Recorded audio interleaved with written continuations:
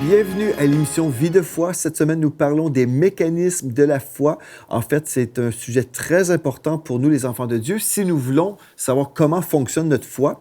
Oui, Dieu nous a donné une mesure de foi, mais si on ne sait pas comment l'utiliser, bien finalement, on peut passer à côté de plein de victoires que Dieu en réserve pour nous. Mais notre cœur, c'est de vivre vraiment tout ce que Dieu en réserve pour nous, pour notre destinée. Donc, on prend du temps dans la parole de Dieu, on s'expose à la parole de Dieu et on grandit et notre foi grandit. On voit une belle croissance et des vies transformées partout à travers la francophonie. J'ai eu la grâce récemment d'entendre plusieurs témoignages de personnes qui ont entendu ce message et puis ils ont vécu des belles délivrances, des percées, des guérisons et nous disons gloire à Dieu. Merci Jésus parce que tu es toujours vivant et tu travailles encore parmi nous. Et on dit gloire à Dieu pour les nouvelles personnes aujourd'hui qui se joignent à nous, qui vont découvrir ces principes aussi. Si c'est la première fois que vous êtes avec nous à l'émission Vie de foi, j'aimerais vous inviter. Visitez le site web EMCI TV et puis vous pourrez découvrir en fait toutes les archives des émissions Vie de foi, surtout cette semaine quand nous parlons des mécanismes de la foi. Vraiment, c'est un sujet très important parce qu'on veut savoir comment avancer dans la vie chrétienne et puis sans cette connaissance, bien nous périssons. La Bible nous dit « Mon peuple périt, faute de connaissance ». Quand nous ignorons ce que Dieu nous a dit, bien on peut essayer, on peut avoir un bon cœur, on peut s'imaginer « Bien Dieu me comprend ». Mais malgré tout ça, Dieu a établi des lois et nous devons découvrir ces lois spirituelles pour ensuite fonctionner selon l'ordre qu'il a établi. Hier, on a parlé en fait de notre choix, que nous avons tous un choix. Nous pouvons opérer selon la loi de la foi que nous avons vu aussi dans l'émission d'avant. Et aujourd'hui, ce qu'on veut faire, c'est juste revenir rapidement sur l'enseignement d'hier. Je veux juste compléter en vous mentionnant quelques versets que je trouve vraiment importants. Ensuite, on va poursuivre aujourd'hui avec la loi de l'esprit de vie. En fait, cette loi fait aussi partie des mécanismes de la foi. Et puis vraiment, je crois, on va aller ensemble à un autre niveau dans notre foi. Amen. Jacques 1, 26 nous dit, « Si quelqu'un croit être religieux sans tenir sa langue en bride, mais en trompant son cœur, ou son cœur est séduit, la religion ou l'adoration de cet homme est vaine. » Donc, on peut se croire religieux, mais si on ne tient pas notre langue en bride, si nous n'avons aucun contrôle, nous disons n'importe quoi, bien finalement, la Bible dit que la religion de cet homme, elle est vaine. Donc, ce qu'on veut faire, c'est éviter les détours. Donc, on veut faire vraiment attention aux paroles qu'on va prononcer. Nous voulons déclarer la vie parce que, comme nous avons vu hier, notre bouche, le fruit de nos lèvres, en fait, va vraiment être notre provision de tous les jours. Nous allons consommer ou manger, en fait, ce que nous allons déclarer. Nous pouvons déclarer la vie, nous allons récolter la vie et nous allons vivre une belle vie dans la présence de Dieu ou on peut faire comme le peuple de Dieu, qu'on retrouve dans Malachie 3, verset 13 et jusqu'à 14. Ici, le Seigneur a dit, « Vos paroles sont rudes contre moi » ou sont dures selon la Bible, traduction second. Donc, vos paroles sont rudes ou sont dures contre moi, dit l'Éternel, et vous dites, « Qu'avons-nous dit contre toi? » Vous avez dit, « C'est en vain que l'on sert Dieu. » Qu'avons-nous gagné à observer ses préceptes et à marcher avec tristesse à cause de l'Éternel des armées? Voyez, on peut dire toutes sortes de choses et c'est ça que plusieurs chrétiens font. Ils ne comprennent pas qu'ils peuvent vraiment déclarer la vie, que leurs paroles sont en fait des semences dans le monde spirituel. Et si on parle de semences, nous parlons aussi de récolte. Donc, les gens disent n'importe quoi constamment. Et ici, ces gens aussi, le peuple de Dieu, dans Malachie 3, ces gens disaient n'importe quoi finalement. Ils disaient, c'est en vain que l'on sert Dieu. Mais à quoi bon? Pourquoi servir Dieu? Bon, c'est en vain. Et qu'avons-nous gagné à observer ces préceptes? Et certains chrétiens font vraiment fausse route. Ils prennent un détour dans leur vie spirituelle parce qu'ils disent « Ah, bien moi, ça fait des années que je vais à l'église, j'ai donné, j'ai servi, j'ai fait ceci, j'ai fait cela, et puis aujourd'hui, me voici. » Et puis souvent, ces personnes-là vont se mettre à juger à droite et à gauche. Ils vont juger leurs leaders, juger les frères, les sœurs. Bref, ces gens-là sont frustrés. Ils disent « Mais à quoi bon? Mais pourquoi j'ai fait tout ça? » Mais vous savez, Proverbe 4, verset 26 nous dit « Considère le chemin par où tu passes. » Je viens de vous citer Proverbe 4, verset 26. « Considère le chemin par où tu passes. » Aujourd'hui, en fait, et que toutes tes voies soient bien réglées. N'incline ni à droite ni à gauche et détourne ton pied du mal. Et dans ce même passage, l'auteur nous parle beaucoup de nos paroles. Évite les détours par vos paroles. Évitez les détours par vos paroles. Parce que souvent, les gens vont se maudire ou s'ils vont parler dans le dos des gens, ils ne réalisent pas, en fait, que lorsqu'ils maudissent quelqu'un, bien, Dieu a dit, en fait, que si nous bénissons, nous allons être bénis en retour. Nous allons récolter la bénédiction. Mais si nous maudissons, nous récoltons autre chose que la bénédiction. Ça, c'est la réalité. Donc, nous voulons bénir, nous voulons célébrer le Seigneur avec nos bouches, nos paroles. Nous voulons être positifs, pas simplement parce que nous sommes positifs. Comme j'ai mentionné hier, on peut être positif et dire, bien, je vais devenir une girafe orange. Mais même si je suis positivement convaincu que c'est vrai, cette chose-là n'arrivera pas parce que ce n'est pas la parole de Dieu. Oui, c'est ridicule comme exemple, mais bref, c'est juste pour vous dire que c'est pas parce que nous sommes positifs qu'on va forcément vivre la chose. En fait, ce que nous devons faire, c'est nous accorder avec la parole de Dieu qui est positive, alléluia, parce que notre Dieu n'est pas dépressif, il nous donne des belles promesses, gloire à Dieu. Donc, ce n'est pas juste le fait d'être positif, c'est le fait d'être biblique. Amen. Donc, nous déclarons ce que Dieu a dit, on s'accorde avec lui et gloire à Dieu. Dieu honore sa parole et puis nous voyons des belles percées. Matthieu 16, 26 nous dit « Que servirait-il à un homme de gagner tout le monde s'il perdait son âme? Ou que donnera un homme en échange de son âme? » Peut-être aujourd'hui, vous êtes dans une situation où vous avez confessé plusieurs choses négatives et en ce moment, vous récoltez toutes sortes de choses terribles dans votre vie et vous aimeriez vivre un changement. Bien, gloire à Dieu. Parce que jusqu'à présent, cette semaine, nous avons vu les mécanismes de la foi et aujourd'hui, maintenant, on va commencer en parlant de la loi de l'esprit de vie. Et vous verrez pourquoi peut-être vous êtes frustré dans votre vie chrétienne. Si vous êtes frustré, vous dites, « Pasteur Joël, moi j'ai compris ce que tu disais concernant les mécanismes de la foi. J'ai compris tout ça. Je comprends là. Et puis tu nous as mentionné l'importance de déclarer la parole de Dieu. Bon, je comprends, c'est vrai. OK. On peut comprendre ici et ne pas comprendre ici dans notre cœur. En fait, ce n'est pas la connaissance qu'on connaît ici qui change notre vie, mais c'est la connaissance qu'on connaît spirituellement. OK? C'est la connaissance qu'on reçoit en nous. Vous connaîtrez la vérité et la vérité vous rendra libre ou vous affranchira. Je vais connaître spirituellement la vérité de la parole de Dieu et c'est ça qui va changer ma vie. Pas du bourrage de crâne. Vous devez comprendre ce que Dieu a dit, oui, mentalement, mais spirituellement, vous devez recevoir cette vérité. Et aujourd'hui, on parle de la loi de l'esprit de vie. C'est quoi ça, la loi de l'esprit de vie? Sans cette loi-là, vous ne pourrez pas opérer dans la loi de la foi, en fait, que j'ai déjà expliqué il y a 2 émissions. Donc, c'est très important aujourd'hui. Romains 8, 2 nous dit, en effet, la loi de l'esprit de vie en Jésus-Christ m'a affranchi de la loi du péché et de la mort. Donc, si nous parlons de la loi du péché et de la mort, on ne parle pas de la bénédiction, n'est-ce pas? Nous parlons ici vraiment d'un chemin de la haine. Lorsque nous sommes dans la mort, nous détestons les gens, nous récoltons la malédiction. Bref, ce n'est pas très, très beau. Vous êtes d'accord? Mais l'esprit de vie, savez-vous, Jésus a dit, « Je suis le chemin, la vérité et la vie. Nul ne vient par moi. » Nous savons que l'esprit de vie nous parle de l'esprit de Christ. Nous savons que Jésus est Dieu, n'est-ce pas? Jésus est Dieu. Et nous savons aussi que Dieu est amour.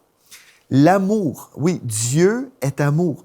Donc, quand nous parlons la loi de l'esprit de vie, nous parlons forcément de la loi de l'amour. Et vous verrez pourquoi. Je vais vous inviter avec moi, venez avec moi dans 1 Jean 3, verset 14, et je vais vous montrer pourquoi l'esprit de vie est forcément l'esprit de l'amour. Gloire à Dieu. 1 Jean 3, 14. Donc, 1 Jean 3, 14, nous lisons, « Nous savons que nous sommes passés de la mort à la vie parce que nous aimons. Nous aimons les frères. Celui qui n'aime pas demeure dans la mort. » Voyez-vous? C'est important. Alors, on a vu la loi de l'esprit de vie, où en Jésus-Christ m'a affranchi de la loi du péché et de la mort. Vous me suivez? Mais là, dans 1 Jean 3, 14, nous savons que nous sommes passés de la mort à la vie. Pourquoi? Parce que nous aimons. Alléluia. Donc, la loi de l'esprit de vie nous parle de la loi de l'amour. Parce que nous aimons les frères. Celui qui n'aime pas demeure dans la mort. Voyez-vous? 1 Jean 4, 8. Celui qui n'aime pas n'a pas connu Dieu, car Dieu est amour. Alléluia. Donc, je vais poursuivre. La foi de Dieu fonctionne exclusivement dans les paramètres de l'amour de Dieu. Je répète, la foi de Dieu que nous avons déjà vue là, dès notre première émission, La foi de Dieu que vous devez comprendre. Oui, nous avons reçu une mesure de foi, mais quand nous parlons des enfants de Dieu, quand nous parlons de cette nouvelle création que vous êtes aujourd'hui, bien, vous avez reçu de Dieu la foi de Dieu, qui est une puissance surnaturelle, qui peut déplacer des montagnes. Alléluia, la force, une force divine que vous avez reçue. Ce n'est pas simplement une croyance, mais c'est vraiment une puissance, une force surnaturelle de Dieu. La foi de Dieu fonctionne exclusivement dans les paramètres de l'amour de Dieu. C'est-à-dire, Dieu a un chemin, Dieu est amour et il fonctionne toujours sur le chemin de l'amour. Dieu ne prend jamais de détour, il n'emprunte jamais le chemin de la haine. Okay? Jésus ne marchera jamais avec Satan. Si vous voulez être béni, vous voulez être dans la joie, marchez toujours avec le Seigneur Jésus. Poursuivez le Seigneur Jésus toute votre vie. Demeurez sur le chemin de l'amour. Parce que la foi de Dieu fonctionne exclusivement dans les paramètres de l'amour de Dieu, parce que Dieu est amour. Donc, Dieu ne peut pas se séparer de son amour. Et si vous voulez fonctionner avec l'amour de Dieu, vous devez fonctionner aussi dans son amour. Vous me suivez? Et si vous dites, ah bon, l'amour de Dieu, bon, ça, je n'ai pas besoin d'entendre ça, je comprends. Écoutez bien ceci, l'amour, ce n'est pas pour les faibles. L'amour, c'est pour les forts. Et on a parlé cette semaine que c'est important d'être fort dans la foi. Mais nous devons aussi être forts et établis dans l'amour. Parce que sans l'amour, votre foi et tout ce que j'ai expliqué ne fonctionnera pas. Vous verrez, vous serez frustré, vous allez comprendre plusieurs choses ici, mais vous ne verrez pas de résultat si vous sortez du chemin de l'amour. Et c'est très important ce que je vais vous dire. J'ai déjà mentionné que, bon, nous avons ces petites roulettes qui sont dentées. Et puis, nous avons mentionné qu'on veut avoir l'huile du Saint-Esprit pour que ces petites roues puissent bien tourner. Amen. Pour qu'on puisse avancer dans notre foi. Mais on doit comprendre aussi que dans cette onction d'huile, bien, Dieu est amour, le Saint-Esprit est amour. Et donc, tout ça fonctionne dans l'amour de Dieu. Pour que les mécanismes de la foi fonctionnent, nous avons besoin de cet amour de Dieu. Je vais vous montrer bibliquement dans 1 Jean 3, versets 22 à 24. Quoi que ce soit que nous demandions, nous le recevons de lui parce que nous gardons ses commandements et que nous faisons ce qui lui est agréable. Vous allez dire, ah bon, est-ce que c'est du légalisme ici, là? Nous devons faire ce que Dieu nous dit. Mais quels sont ces commandements-là? Remarquons au verset 23, « Et c'est ici son commandement, que nous croyons au nom de son Fils Jésus-Christ et que nous nous aimions. » Donc, encore une fois, on parle des mécanismes de la foi. C'est simple, on doit respecter les commandements de Dieu. Mais quels sont ces commandements? Croire. Nous devons être dans la foi. Nous devons croire au nom de Jésus-Christ et nous devons nous aimer les uns les autres, la Bible dit, selon le commandement qu'il nous a donné. Celui qui garde ses commandements demeure en Dieu et Dieu en lui, et nous connaissons qu'il demeure en nous par l'Esprit qu'il nous a donné. Alléluia! Ce message, en fait, ce passage plutôt, est très riche en révélation. J'aimerais vous encourager à la maison. Prenez ce texte en note, 1 Jean chapitre 3, versets 22 à 24. Prenez le temps, méditez sur ce texte-là, méditez sur l'amour de Dieu, méditez sur votre foi dans le nom du Seigneur Jésus-Christ. Vraiment. Et vous allez comprendre que l'amour, en fait, est la première loi spirituelle. La première loi spirituelle, c'est la loi de l'amour. Amen. Donc, l'amour n'est certainement pas pour les faibles. Pourquoi cette loi de l'amour dite? Mais pourquoi on a besoin? Pourquoi on a besoin de comprendre cette loi de l'amour aujourd'hui? Bien, je vais vous répondre en vous citant Galates 5, verset 6. Mais comprenez ceci, si Dieu est amour, vous croyez que Dieu est amour? Oui, bien tout ce que Dieu va faire va toujours avoir une touche de l'amour. Tout ce que Dieu va faire va toujours être imbibé de lui. Dieu est amour. Donc, si Dieu fait quelque chose, il va toujours aller dans cette même direction, la direction de l'amour. Mais nous, quand nous sommes enfants de Dieu, et quand on apprend les principes spirituels, par exemple, vous avez appris hier et aujourd'hui et avant-hier que c'est important de déclarer la vie. Et là, vous déclarez la vie pendant un temps, peut-être sur vous-même, sur vos finances personnelles. Peut-être vous avez besoin de recevoir une guérison. Et là, vous déclarez, bon, par ces meurtrissures, j'ai été guéri. C'est très, très bien. Mais pendant cette même période, vous prenez le téléphone et puis là, vous parlez contre un frère de votre Église. Vous êtes en train de maudire cette personne. Donc, vous êtes en train d'opérer un certain niveau dans votre vie pour vos besoins personnels à vous, mais là, vous empruntez un autre chemin, vous sortez du chemin de l'amour, et là, vous entrez dans cette dimension de la malédiction, vous maudissez des gens. Donc, vos prières et vos décrets pour vous-même ne fonctionneront pas. Comprenez? Vous venez d'annuler vos décrets. C'est pour ça qu'il y a plusieurs chrétiens qui sont frustrés. Ils sont frustrés parce qu'ils se disent, ben là, moi, je déclare, je fais ci, je fais ça. J'ai rencontré des gens qui étaient frustrés, qui me disaient « Ben moi, j'ai tout fait. » Je m'excuse, ça, c'est faux. On ne peut pas tout faire et ne rien récolter, c'est impossible. Si vous dites « Ben moi, j'ai tout fait et ça ne fonctionne pas. » Bien, je m'excuse, je crois que Dieu dit toujours vrai. Si j'ai à choisir entre vous et Dieu, moi, je vais dire Dieu a raison et vous avez tort. N'est-ce pas? C'est la même chose avec moi. Si il y a des choses qui ne fonctionnent pas, si la parole de Dieu ne fonctionne pas dans ma vie, je ne dirai pas à Dieu, Dieu, tu es menteur. Dieu, non, tu m'as menti, ce n'est pas vrai. Je vais plutôt me regarder et me dire, est-ce que j'ai peut-être manqué quelque chose? Je vais peut-être me repentir et dire, Seigneur, toi, tu dis toujours vrai. Si ta parole ne semble pas fonctionner dans ma vie, peut-être ma foi ne fonctionne pas en ce moment. Peut-être c'est ma foi qui ne fonctionne pas. Peut-être j'ai quitté le chemin de l'amour de Dieu. Peut-être j'ai emprunté un autre chemin. Galates 5,6 me dit, la foi est agissante par l'amour. C'est comme si Dieu vous a donné la foi et Dieu aussi vous donne l'amour. Okay? L'amour, c'est la clé pour faire fonctionner votre foi. Sans cette clé-là, vous avez la foi, mais elle ne peut pas agir. Elle n'est pas agissante ou opérante. Voyez-vous? C'est pour ça qu'on a besoin d'entendre parler de l'amour quand on parle de la foi.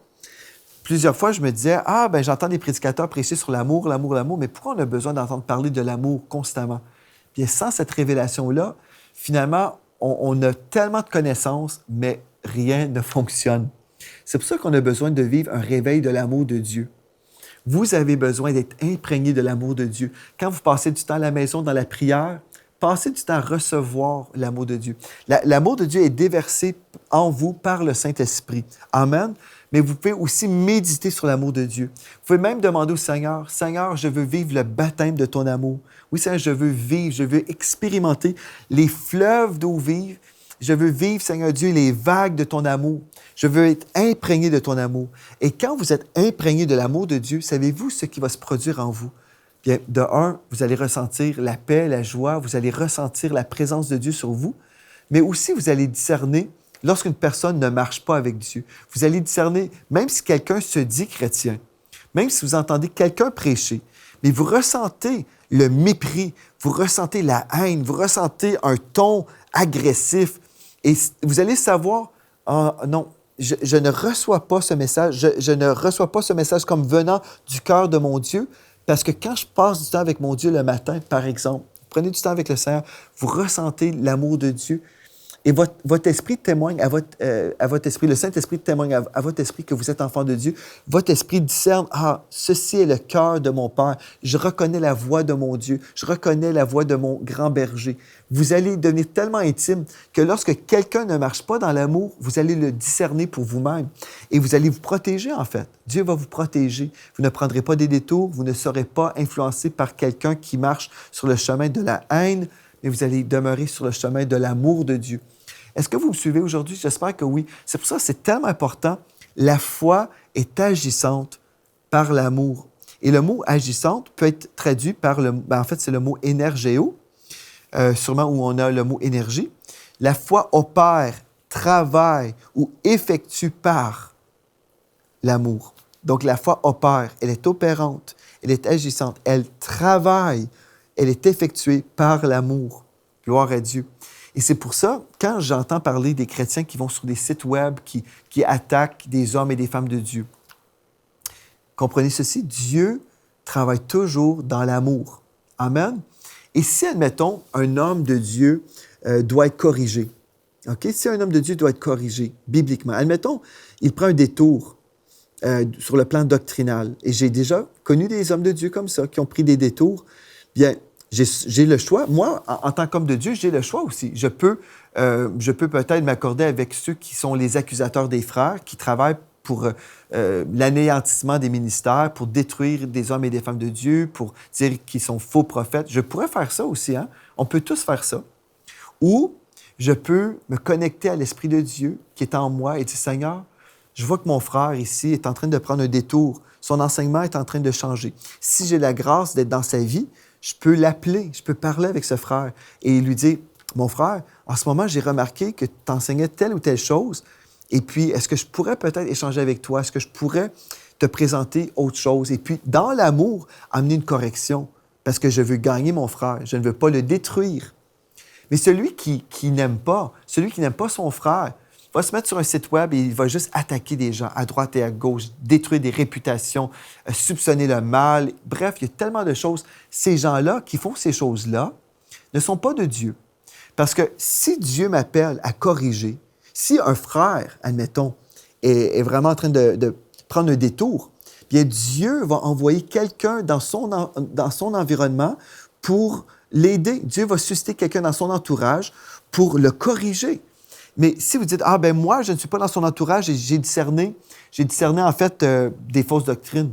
Si vous avez discerné des fausses doctrines, priez pour cette personne. Dites, Seigneur, envoie quelqu'un pour aller lui parler. Ou peut-être, Seigneur, je prie que je puisse avoir cette grâce. Bref, mais en général, un homme de Dieu sera entouré d'autres hommes de Dieu. Et vous pouvez prier pour ces gens-là, pour l'entourage, qu'ils puissent recevoir de Dieu une révélation, peut-être un songe, peut-être le prédicateur en question va recevoir de Dieu un songe parce que vous avez prié pour lui. Et là, un de ses frères ou de ses sœurs dans son entourage pourra aussi confirmer cette parole. Vous savez, si nous marchons sur le chemin de l'amour, nous pouvons voir des hommes et des femmes de Dieu qui prennent peut-être un détour pendant un temps, mais nous pouvons les voir secourus par la main de Dieu parce que nous aimons et nous sommes prêts à payer le prix dans la prière, dans l'intercession pour les secourir. Ah, frères et sœurs, notre foi est agissante par l'amour. Plusieurs chrétiens ne marchent pas dans l'amour et c'est pour ça que ces mêmes personnes qui vont attaquer les ouvriers. Vous pourrez voir leur site web, vous pouvez visiter les sites web et puis vous verrez, est-ce qu'ils ont des rayons de guérison? Est-ce qu'ils ont des rayons de percée, de délivrance? Est-ce qu'eux-mêmes portent du fruit? La majorité du temps, on ne voit pas de fruit dans ces ministères parce que le fruit vient de Dieu. Le fruit vient de Dieu et Dieu ne s'associe pas avec la haine. Dieu demeure toujours sur le chemin de l'amour. Donc, frères et sœurs, si vous êtes curieux, je sais qu'il y a des frères et des sœurs parfois, j'ai beaucoup d'amis Facebook et je vois parfois des gens qui publient des vidéos de soi-disant hommes de Dieu qui corrigent d'autres hommes de Dieu publiquement. Je m'excuse, moi, je ne crois pas dans ce type de ministère. Si un homme de Dieu prend un détour, il prend un mauvais chemin, bien, d'autres hommes de Dieu vont l'aider. Mais c'est à nous, les brebis, de prier et d'être remplis d'amour, croyant que cette personne peut être secourue. Amen. Dieu peut secourir ces gens-là, n'est-ce pas? Ou nous ne croyons pas dans la puissance de Dieu. Si nous croyons dans la puissance de la foi, nous pouvons prier que ces esprits de séduction quittent. Et peut-être, frères et sœurs, ce n'est pas le prédicateur qu'on critique qui est sur une mauvaise route. Peut-être c'est vous. Peut-être vous êtes sur un mauvais chemin. Peut-être vous avez été séduit. Peut-être vous êtes ignorant. J'ai rencontré des gens, des fois, qui parlaient contre tel enseignement. Et puis, j'ai eu la grâce, des fois, d'être assis avec des pasteurs. Et puis là, immédiatement, j'entendais quelqu'un dire « Ah bien, vous savez, telle personne enseigne telle chose. » Et puis, j'ai eu la grâce de dire « Ah oui, bien moi aussi, je crois la même chose. » Ah bon? Et puis là, j'explique bibliquement ce que la Bible dit. Ah, et ça fait du sens. Ah, OK, je comprends. Souvent, on est là, on juge, on ne comprend pas, on ne s'expose pas à la vérité, on n'a pas un cœur enseignable, rempli d'humilité, mais on juge. Ça, ce n'est pas le cœur de Dieu. Amen. Donc, pourquoi cette loi de l'amour? Galates 5:6, la foi est agissante par l'amour. J'ai pris beaucoup de temps sur ce verset-là, mais je crois que c'est important pour nous dans le corps de Christ. Revenons au Seigneur vraiment. Notre Dieu est rempli d'amour. Écoutez bien, 1 Thessaloniciens, chapitre 1, versets 2 et 3, dans la Bible du Sommeur, nous exprimons constamment notre reconnaissance à Dieu au sujet de vous tous, lorsque dans nos prières, nous faisons mention de vous.